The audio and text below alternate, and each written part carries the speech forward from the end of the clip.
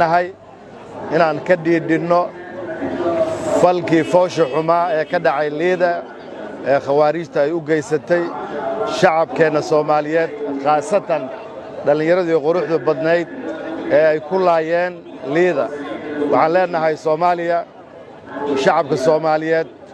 iyo dawladdooda oo isku duuban kuma niyad jabi doono ficilada foosha xun ee khawaarijta ay maalin kasta u geystaan waxaad og tihiin in waxa ay doonayaan ay tahay inay laayaan shacabka Soomaaliyeed si aan kala har lahayn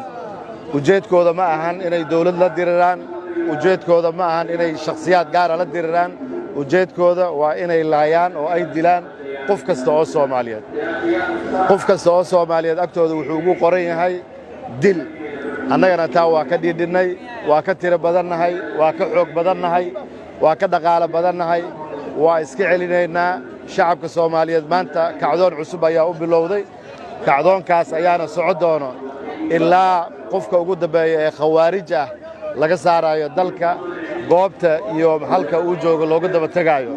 shacabku wuu istaagay dawladdoodana way hogaaminaysaa Allahu akbar takbiir Allahu akbar Soomaaliya